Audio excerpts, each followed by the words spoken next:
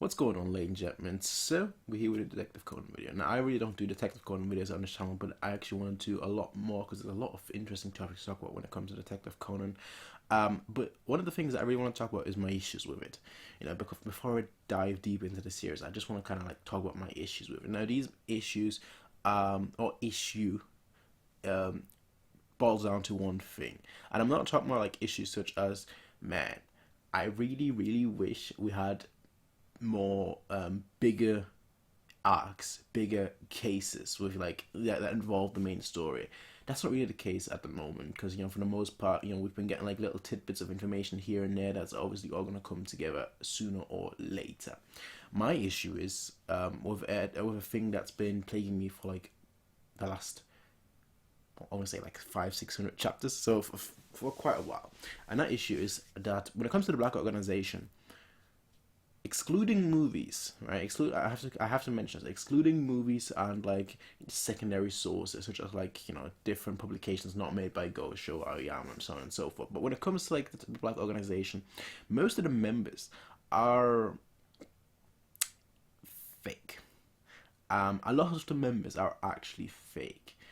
And I feel like this show, it doesn't highlight the threat of the Black Organization enough for it to warrant having these multiple organizations in the picture. So let me explain what I'm talking about. So I've got a list here of like people / different organization that are all that either were part of the Black Organization or are investigating them. So we have Mary Akai, or Mary, Sarah, who is part of MI6. So we've got MI6 after the Black Org. I mean, in her case, it's more so she wants to find out about her husband's disappearance and whatnot. But MI6 is after the Black Org. Then we go on to Akai, Shuichi Akai, who FBI was also underground in the Black Organization. So we have a member that infiltrated right off the bat, a member that infiltrated the Black Org, and he is the quote-unquote silver bullet. He is a massive threat. FBI member too. So we now have MI6 and the FBI after the Black Org.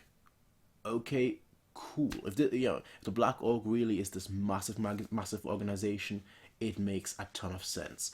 But then we go on, and we have Shiomie, also known as obviously Sherry or Ai Haibara. Now in her case, she left the Black Org, so we have a defector, another defector if you want to include Ai with this. So the Black Org has lost another member, which is kind of insane. Already we have two people that have left the Black Org, and I'll get into why this is so important. But then we also have Bourbon, obviously, another different faction and another undercover spy. And another, what I like about him though is that he's a prominent figure in the show.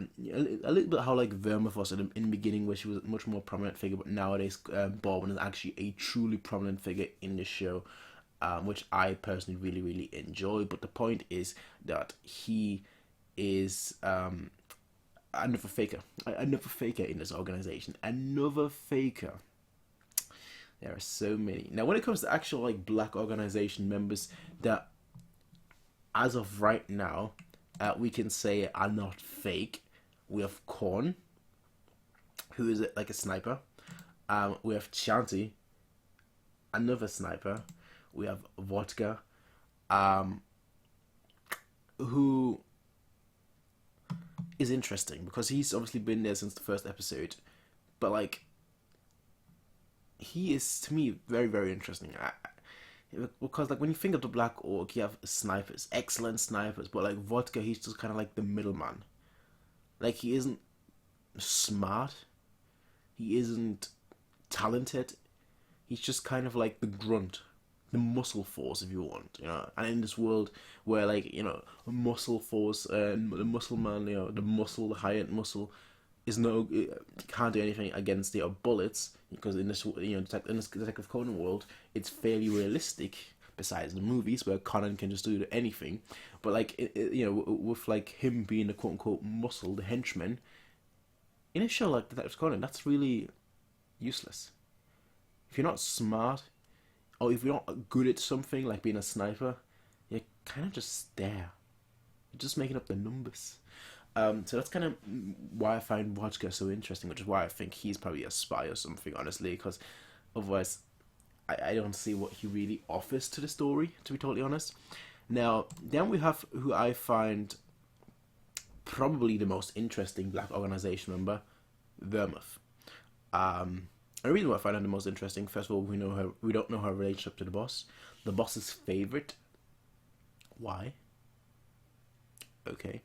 The way she talks about, Conan, also to say Shinichi, being the silver bullet rather than a Kai, so on and so forth, and the way she kind of goes on like, oh, if he penetrated my heart, then surely if anyone's the silver bullet, it has to be him. The way she kind of talks about him just kind of makes her sound like she's admiring him, but why?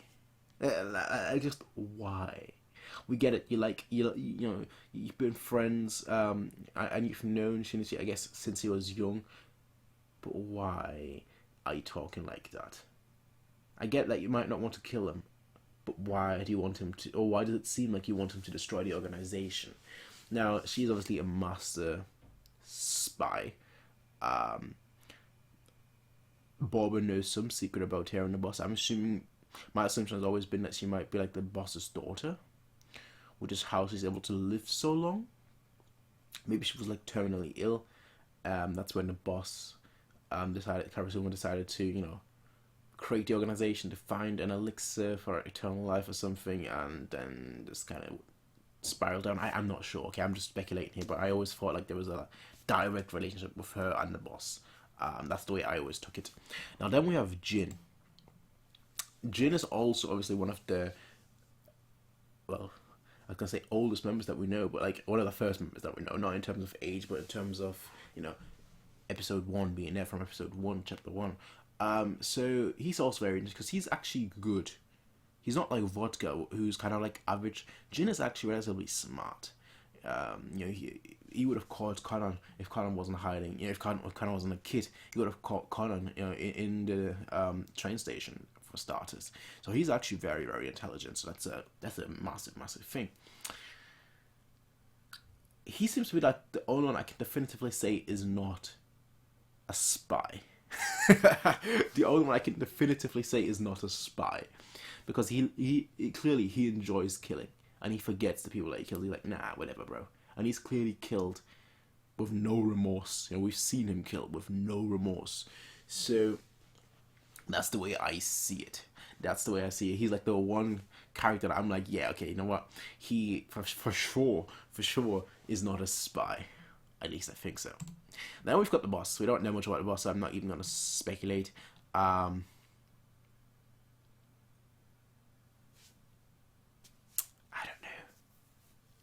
don't know, right? The boss, I don't know. I actually don't know. We know too little about him, and that's just the way it is. Then we've got Rum. Now he's very interesting because obviously we don't know his identity right now. We're speculating, but he's a second in command. All right, that's the most important thing. He's a second in command. There are 3 key candidates. I ultimately think it's going to be neither of them. I think that's the way we're going to go down in the story. That like none of them are going to be Rum. Apparently he's impatient too. But I think if he's the second in command, first of all, I feel like for sure, like 100% sure that he's not a traitor. Otherwise, the black organization just loses all face. Truly loses all face, because you already have so many different factions after him. And like from the members that we've mentioned, Korn, okay, Shanti, okay, like these 2 are specialized in being snipers, and Akai outranges them. That says a lot. Lotgh is like whatever. Honestly, he's like whatever. He's just there, basically. He's just there. Jin is smart, sure. Would I say he's smarter than Akai? No. Is he a better shot than Akai? No. a Bourbon, I mean, against Bourbon, it's difficult to measure because, you know, but like would I say like Jin is on that kind of level, if you want to call it? I don't like scaling things, but like would I say that Jin is like comparable to say Conan? Definitely not.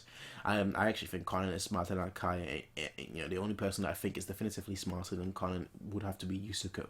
I know people will disagree with that, and I fully understand that, but I think his plan, right? His plan was insane. Now there's one other member that I haven't talked about, Kier. CIA, another faction. You see where I'm going with this? Like from the members that we know, Rum. To me, he has to excel at something, right? Being the second in command, he has to excel at something, and I don't know what it could be.